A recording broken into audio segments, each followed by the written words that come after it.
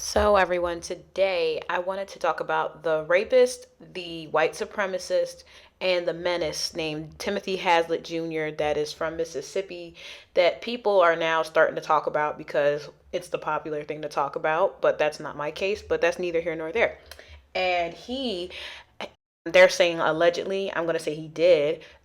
He was kidnapping black women and putting them in his basement for his sexual pleasure and also starving them to death.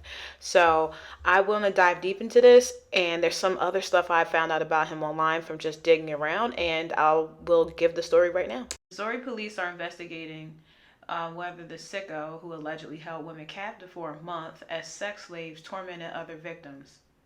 So development was revealed after a 22-year-old woman escaped his basement, and she claimed that to her rescuers that the suspect killed two of her friends. The police made a statement, and it says, "We are taking this accusation of two or more women victims seriously and are actively investigating it." The woman fled the house last week after her 39-year-old captor left to take his child to school. She sprinted barefoot down the street to the home of a neighbor, Lisa Johnson, around 7:45 a.m. Friday morning, wearing latex lingerie, a metal dog collar with a padlock around her neck, and appearing malnourished, according to the neighborhood police.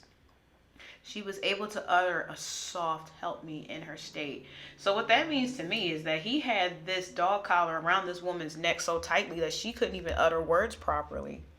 She was very short. She wore a very short black latex dress, which appeared open in places. You could plainly see what he had been doing to her. And she was clearly dehydrated and very malnourished. Super skinny. She was maybe no more than 70 pounds. Short hair, although not matted, not dirty. Johnson said she told the woman that she was calling the police, which caused the woman to panic, saying that if Hasslet found out about the police being called, he would kill her. She said he had been holding her, wouldn't let her go, and that he was going to kill her. And he had killed two of her friends.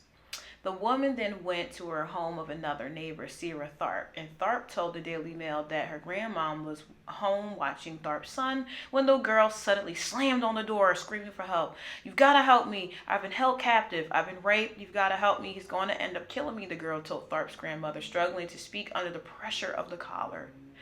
"My grandma brought her in and wrapped a blanket around her and went and got her some food and water." The woman reportedly told Tharp's grandmother that she was afraid he would kill her if he found out she escaped. She told her, "My friends didn't make it. He killed my friends." She actually said the guy killed more than just two. She said it was her friends, but she wasn't clear if something happened to them up there at the house or wherever he got her from or elsewhere.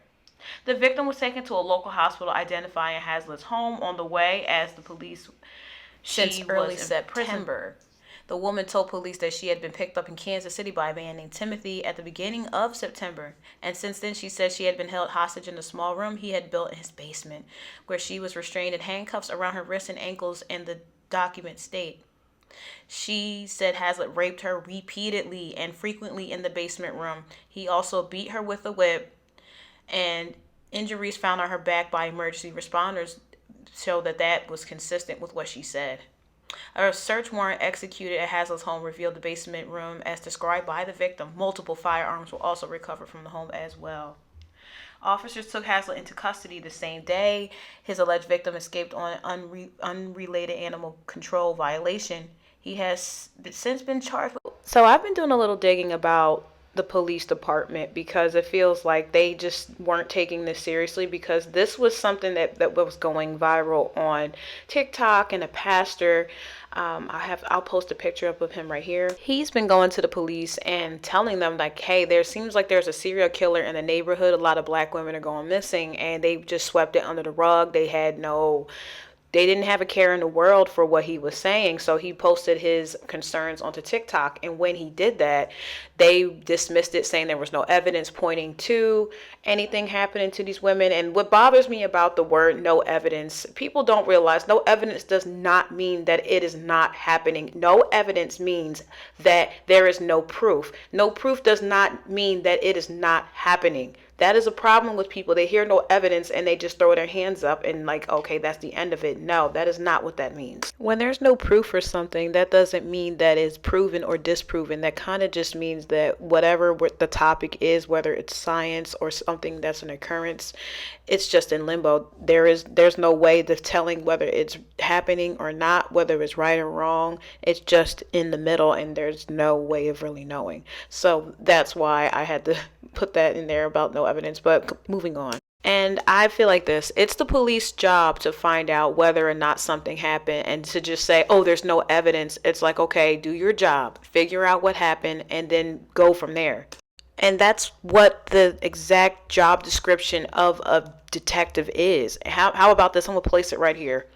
A detective is a professional who is responsible for seeking out information and researching the circumstances of a situation to solve crimes or uncover details about civil matters. So, where were the detectives? But moving on. And then I also did some more research, and it says that the police department was under hot water because they were in trouble for racism, and many of their officers moved out or quit because of how their behavior is. And that makes me wonder, if they're racist like that to their employees, do they really care about the citizens that they're supposed to be policing? So back to the sick fuck. So it says here, he posted something about Breonna Taylor when that whole situation happened. And he put, and I quote, pictures of Breonna Taylor and her criminal boyfriend posing with guns. Wait, what's the caption say? Partners in crime? Tell me again how innocent she was and how it's all the big bad policeman's fault. That shit right here is why blacks don't get taken seriously, because there's always more to the story that gets left out, and because in every single instance it's always someone else's fault and they're completely innocent. I honestly cannot remember once in my life hearing a black person take responsibility for anything except looting and rioting. Yeah, so with that being said, this guy shows clearly that he does not like black people. You guys can pause that and read it. This guy is a white supremacist. He's a rapist. He is a murderer because they are saying that he killed those women, but they don't know where they are. And he is a sick fuck, and he needs to go to jail forever. But let's see what happens to him as time goes on and as more information comes out about this story. As far as the pastor's TikTok, I'll add that at the end if anyone's interested in actually watching that video. I tried to find the exact one, but it looks like that got deleted. Well, please like, comment, share, subscribe, and Betty Confetti. And if you would like more information on this, let me know in the comment section below. And I'm signing off. And you said 2 weeks ago, 3 weeks ago, there is a serial killer targeting black women. And then most importantly, you were dismissed before we found this woman being held hostage. What you said was dismissed by Kansas City police and by the Kansas City Star. Is that correct? Correct me if I'm... Yes. And the media. And the media. Yes. You are totally correct. And it hurts my heart. And it's not for me. It's for those young ladies that didn't make it out.